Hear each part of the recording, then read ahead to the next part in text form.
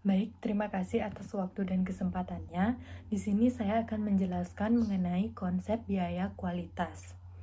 Konsep biaya kualitas ini menurut Hansen dan Moen pada tahun 2009 dijelaskan bahwa biaya kualitas adalah biaya-biaya yang timbul karena mungkin atau yang telah terdapat produk yang buruk kualitasnya, di mana biaya kualitas timbul karena kemungkinan atau munculnya kualitas yang buruk. Konsep biaya kualitas ini terdapat pengklasifikasian biaya kualitas dan pengukuran biaya kualitas. Yang pertama itu pengklasifikasian biaya kualitas. Biaya kualitas berhubungan dengan dua subkategori dari kegiatan-kegiatan yang berhubungan dengan kualitas, antara lain aktivitas pengendalian atau control activities dan aktivitas karena kegagalan atau failure activities, di mana aktivitas pengendalian merupakan kegiatan yang dilakukan oleh organisasi yang bertujuan untuk mencegah atau mendeteksi kualitas yang buruk. Dan aktivitas karena kegagalan itu merupakan kegiatan yang dilakukan oleh organisasi atau oleh konsumen merespon kualitas yang buruk. Selanjutnya yaitu definisi dari kategori kegiatan yang berhubungan dengan kualitas juga menyiratkan 4 kategori biaya kualitas, yaitu yang pertama ada biaya pencegahan, di mana biaya pencegahan adalah biaya yang dikeluarkan untuk mencegah terjadinya cacat dalam produk atau jasa yang dihasilkan oleh perusahaan. Dengan demikian, semakin besar biaya pencegahan yang dikeluarkan, maka jumlah produk cacat yang dihasilkan akan berkurang dan biaya kegagalan semakin kecil. Kemudian yang kedua ada biaya penilaian. Biaya penilaian adalah biaya yang dikeluarkan untuk menentukan apakah produk dan jasa telah memenuhi persyaratan kualitas yang telah ditetapkan. Nah, tujuan utama dari fungsi penilaian ini adalah untuk menghindari terjadinya kesalahan dan kerusakan produk sampai ke tangan konsumen. Selanjutnya yang ketiga itu ada biaya kegagalan internal. Nah, internal variable cost atau biaya kegagalan internal adalah biaya yang dikeluarkan karena terjadinya ketidaksesuaian produk dengan spesifikasi kualitas yang telah ditetapkan, namun sudah dapat dideteksi sebelum produk dikirim ke pelanggan. Dan yang terakhir itu ada biaya kegagalan eksternal. Nah, biaya kegagalan eksternal ini adalah biaya yang dikeluarkan karena terjadinya ketidaksesuaian produk dengan spesifikasi kualitas yang telah ditetapkan, namun baru dapat dideteksi setelah produk berada di tangan pelanggan. Biaya ini merupakan biaya yang paling merugikan karena dapat menyebabkan reputasi perusahaan buruk, kehilangan pelanggan, dan pangsa pasar. Tetapi biaya ini dapat hilang apabila perusahaan tidak menghasilkan produk cacat ataupun rusak. Selanjutnya yang kedua yaitu pengukuran biaya kualitas. Biaya kualitas juga dapat diklasifikasikan sebagai biaya yang dapat diamati atau disembunyikan. Nah, ada 3 metode untuk mengestimasi biaya kualitas tersembunyi. Yang pertama ada metode pengganda atau multiplier method. Yang kedua ada metode riset pasar. Yang ketiga ada fungsi penurunan kualitas Taguchi. Nah, di mana metode pengganda atau multiplier method ini mengasumsikan bahwa biaya kegagalan total hanyalah beberapa kelipatan dari biaya kegagalan yang diukur, di mana efek penggali atau pengganda nilai K itu sesuai dengan pengalaman. Nah, yang kedua itu metode riset pasar. Metode riset pasar formal digunakan untuk menilai pengaruh kualitas yang buruk terhadap penjualan dan pangsa pasar. Survei pelanggan dan wawancara dengan anggota penjualan perusahaan kekuatan dapat memberikan wawasan yang signifikan tentang besarnya biaya tersembunyi perusahaan. Hasil riset pasar dapat digunakan untuk memproyeksikan kerugian laba masa depan yang disebabkan oleh orang miskin kualitas. Selanjutnya, yang ketiga itu ada fungsi penurunan kualitas Taguchi, di mana fungsi kerugian Taguchi mengasumsikan bahwa setiap variasi dari nilai target karakteristik kualitas menyebabkan biaya kualitas tersembunyi. Selain itu, biaya kualitas tersembunyi meningkat secara kuadrat seiring dengan nilai aktual menyimpang dari nilai target. Selanjutnya ada sistem pelaporan biaya kualitas. Sebuah sistem pelaporan biaya kualitas memiliki arti penting bagi perusahaan yang menaruh perhatian serius terhadap perbaikan dan pengendalian biaya kualitas.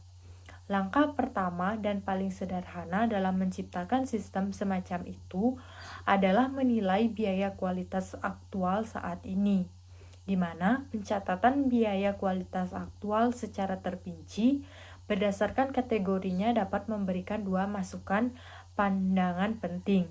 Pertama, catatan tersebut menggunakan besarnya biaya kualitas dalam setiap kategori yang memungkinkan para manajer menilai dampak keuangannya.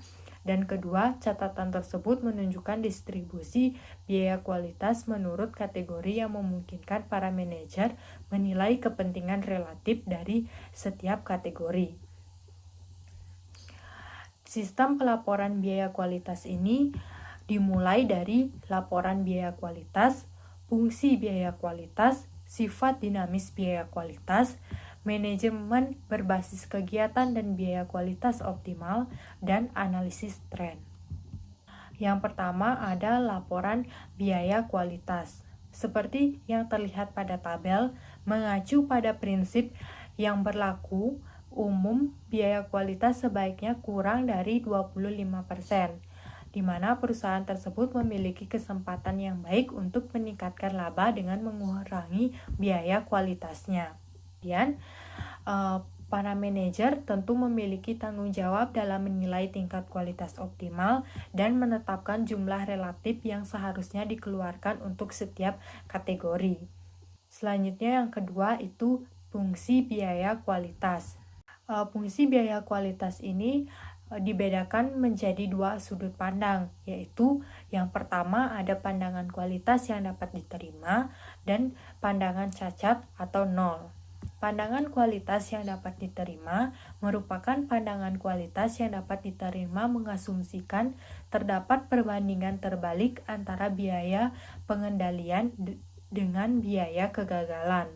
Sedangkan pandangan biaya cacat nol itu merupakan sebuah produk dikatakan cacat bila kualitasnya berada di luar batas toleransi suatu karakteristik kualitas.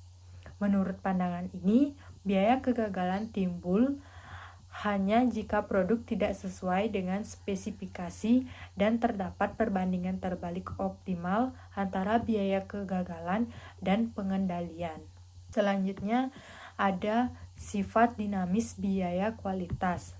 Nah, seperti tampilan pada layar itu memperlihatkan perubahan dalam hubungan biaya kualitas, di mana penemuan bahwa terdapat pertukaran antara berbagai kategori biaya kualitas bisa dikelola secara berbeda dari implikasi hubungan sama dengan pertukaran biaya persediaan dapat dikelola dengan cara yang berbeda dari model tradisional. Intinya, ketika perusahaan menambahkan biaya pencegahan dan penilaian serta menurunkan biaya kegagalan, mereka selanjutnya dapat mengurangi biaya pencegahan dan penilaiannya. Nah, sesuatu yang pada awalnya tampak berbanding terbalik berubah menjadi pengurangan biaya permanen di semua kategori biaya kualitas. Pada layar, meskipun tampilan tersebut menunjukkan fungsi total biaya kualitas konsisten dengan hubungan biaya kualitas yang diuraikan, ada beberapa perbedaan utama. Selanjutnya yaitu manajemen berbasis kegiatan dan biaya kualitas optimal. Manajemen berbasis kegiatan mengklasifikasikan berbagai kegiatan sebagai bernilai tambah dan tak bernilai tambah, serta hanya mempertahankan kegiatan-kegiatan yang memberikan nilai tambah. Dan yang terakhir itu ada analisis tren. Laporan biaya kualitas menunjukkan jumlah dan distribusi biaya kualitas di antara keempat kategori sehingga menunjukkan peluang untuk perbaikan kualitas.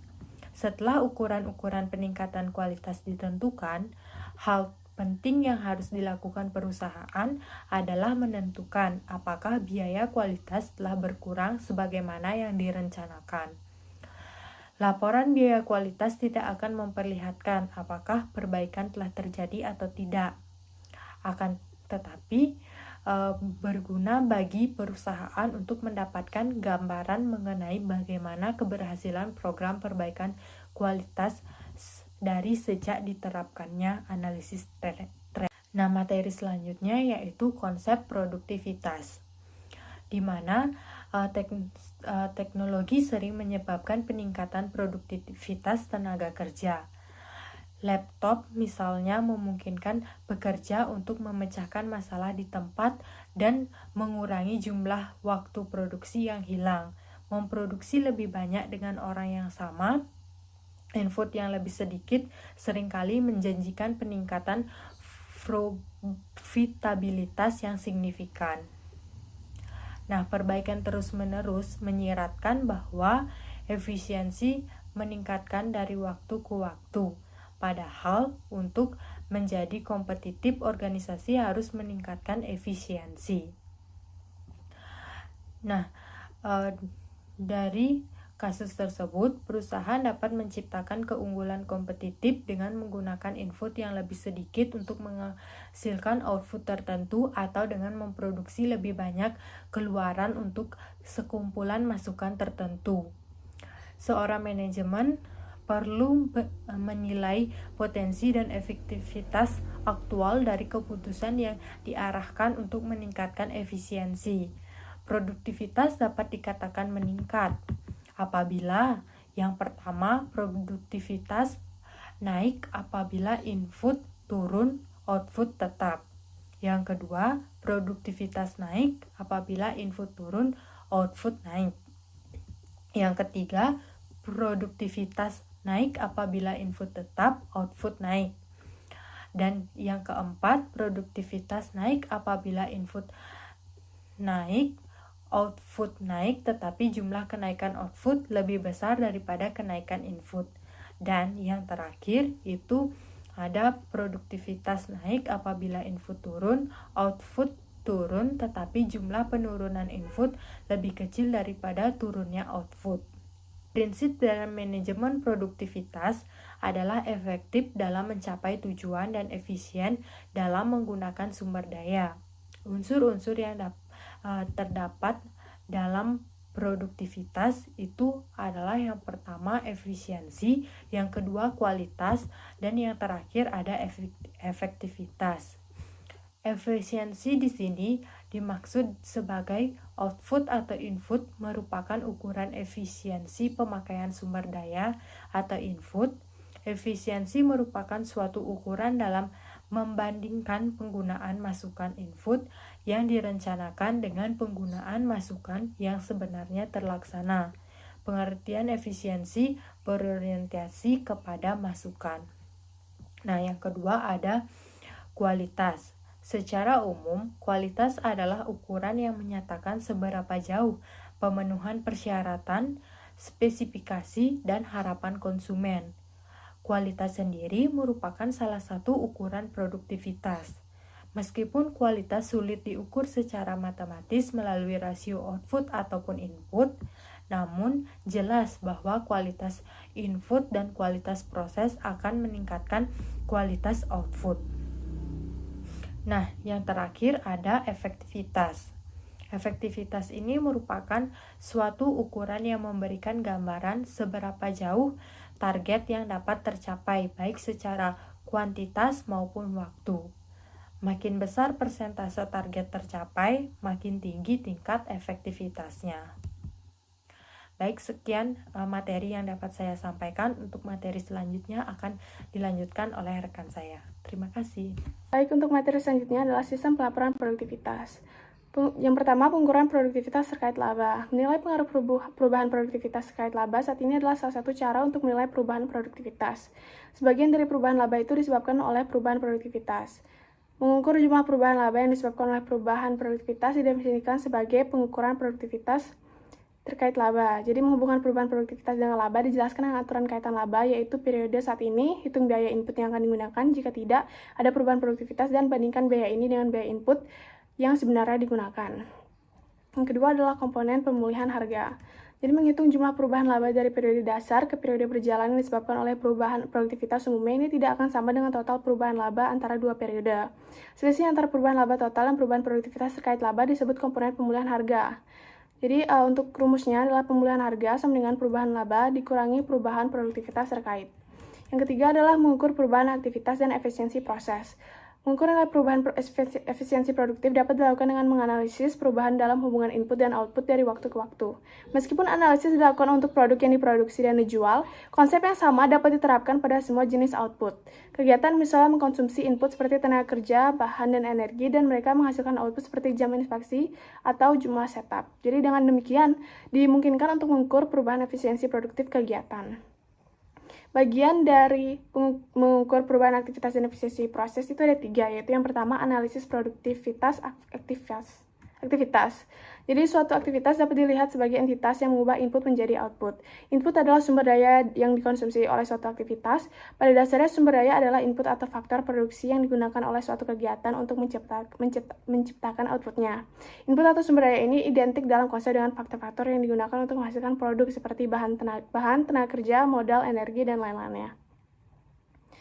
Untuk yang kedua, itu adalah batasan aktivitas analisis produktivitas. Jadi kegiatan dalam suatu organisasi dapat diklasifikasikan sebagai nilai tambah dan non-nilai tambah.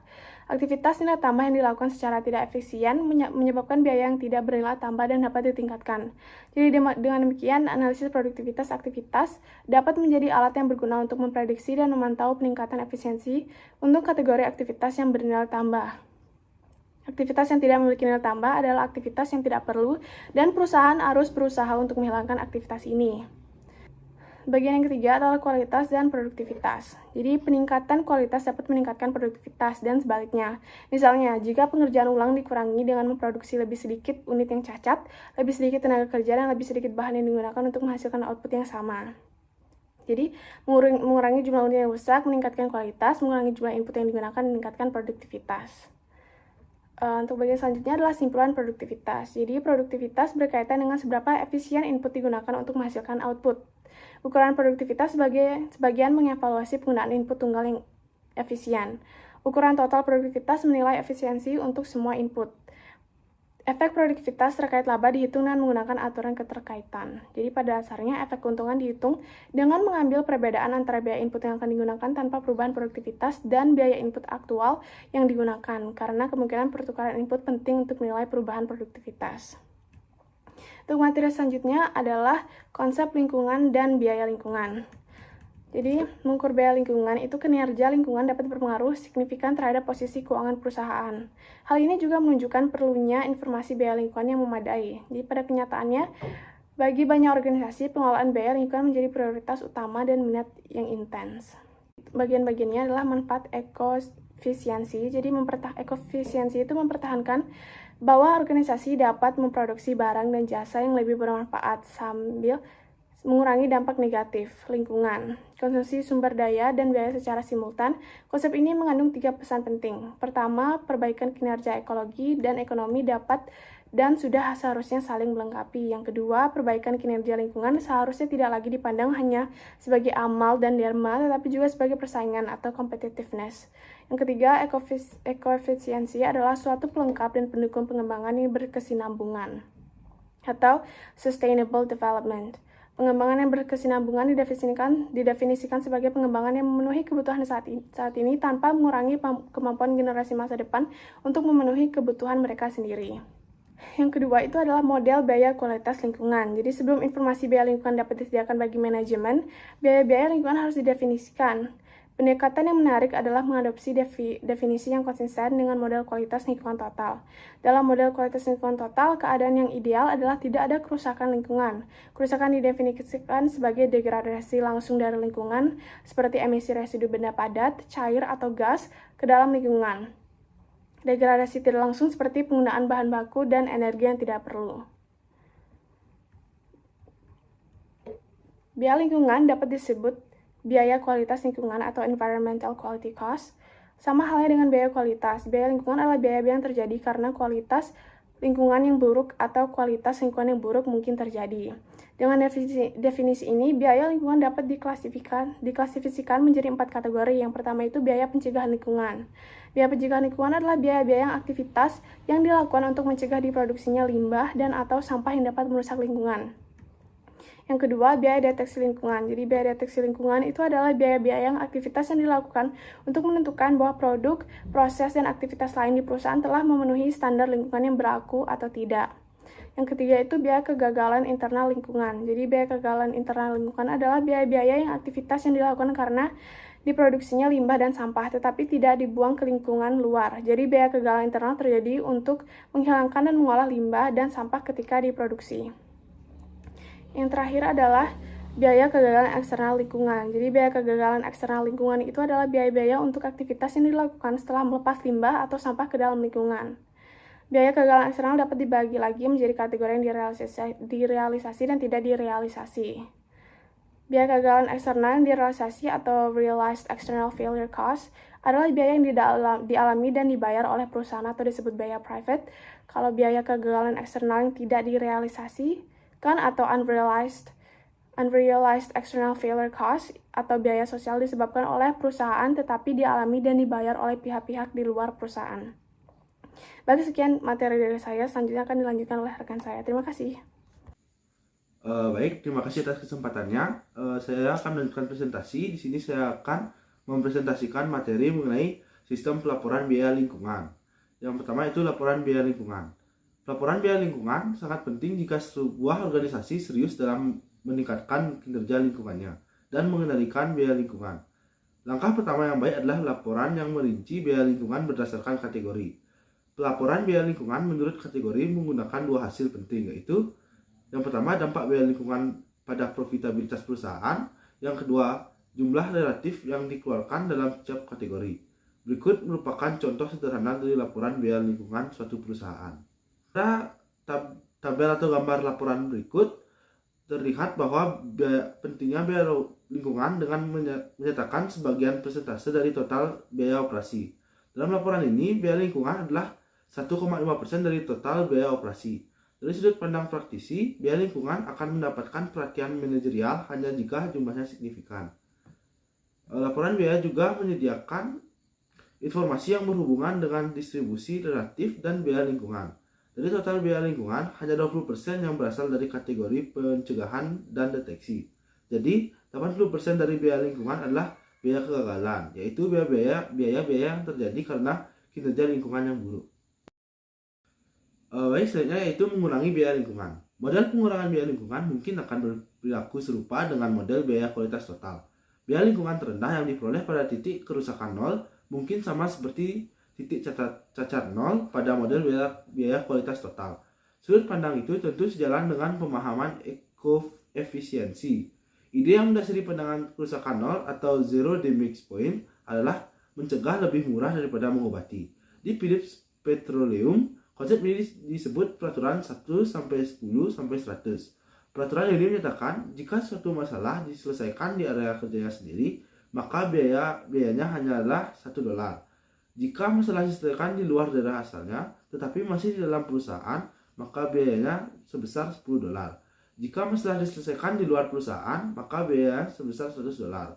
Menurut peraturan ini, kerusakan 0 adalah titik biaya terendah untuk biaya lingkungan. Lalu subbab ketujuh yaitu keuntungan lingkungan. Ekoefisiensi menyarankan sebuah kemungkinan modifikasi untuk pelaporan biaya lingkungan. Secara khusus, selain pelaporan biaya lingkungan, juga perlu untuk melaporkan keuntungan lingkungan. Dalam suatu periode tertentu, ada 3 jenis keuntungan lingkungan, yaitu yang pertama ada pemasukan, yang kedua ada penghindaran biaya atau penghematan berjalan, dan yang ketiga penghematan saat ini. Yang pertama, pemasukan.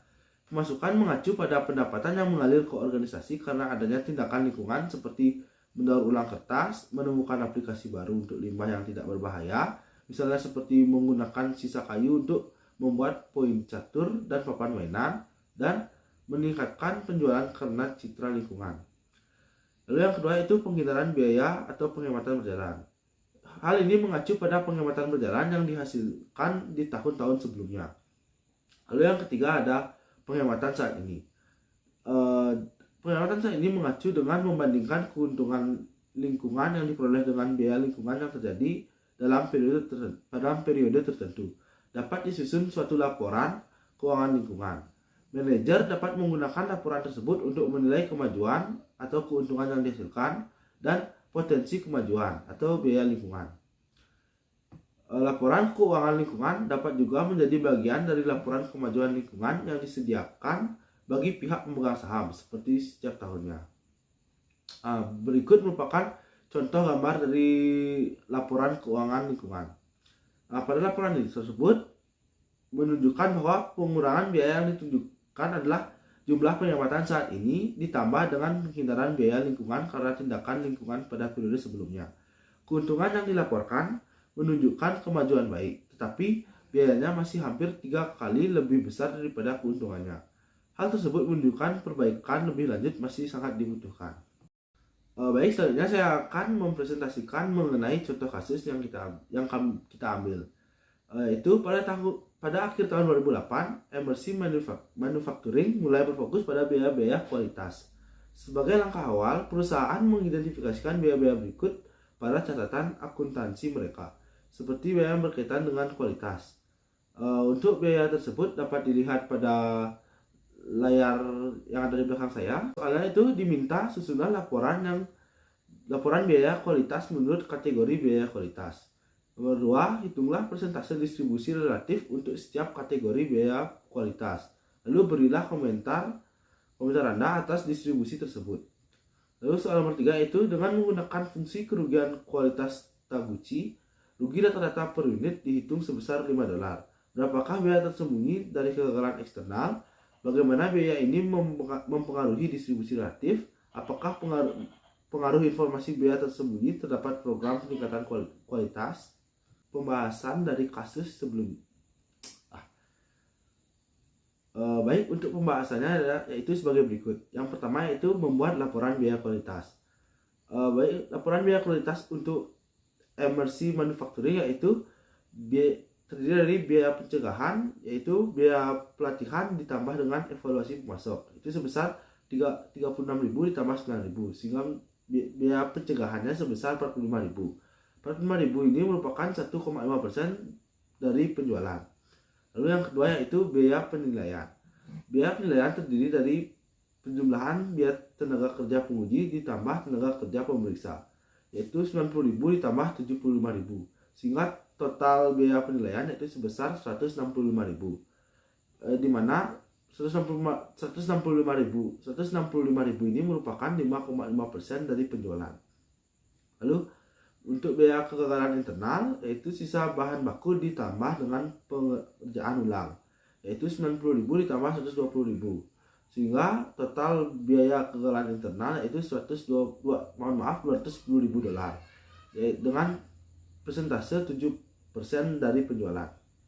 Lalu untuk selanjutnya yaitu biaya kegagalan eksternal, yaitu keluhan pelanggan ditambah garansi, yaitu sebesar $180.000, di mana $180.000 ini merupakan 6% dari biaya penjualan, sehingga total biaya kualitas yaitu sebesar $600.000 dan sebesar 20% dari biaya penjualan. Untuk soal yang nomor 2 yaitu persentase distribusi relatif, di mana terdiri dari biaya pencegahan sebesar 7,5% diperoleh dari 1,5% dibagi 20%. Lalu yang kedua biaya penilaian yaitu sebesar 27,5%, yaitu terdiri dari 5,5% dibagi 20%. Lalu biaya kegagalan internal yaitu sebesar 35%, diperoleh dari 7% dibagi 20%. Lalu biaya kegagalan eksternal yaitu sebesar 30% yang diperoleh dari 6% dibagi 20%. Untuk persentase tadi diperoleh itu dari besar persentase dari penjualan dibagi dengan total persentase dari biaya penjualan. Maka hanya 35% dari total biaya yang merupakan biaya pengendalian. Ini menyarankan perlunya untuk menekankan biaya kegagalan dengan meningkatkan biaya pengendalian. Lalu untuk soal yang nomor 3 yaitu biaya tersembunyi, di mana biaya tersembunyi sebesar $250.000 yang diperoleh dari $5 dikali 50.000. Ini mengubah distributif relatif biaya pengendalian menjadi 24,7% atau diperoleh dari $210.000 dibagi $850.000 dan biaya kegagalan sebesar 75,3% yang diperoleh dari $640.000 dibagi $850.000. Hal tersebut menambahkan biaya tersembunyi ke total memberikan insentif yang lebih besar untuk berinvestasi dalam biaya pengendalian untuk menurunkan biaya kegagalan. Baik, sekian presentasi dari kami. Mohon maaf bila ada kesalahan yang tidak disengaja. Akhir kata saya tutup dengan terima kasih.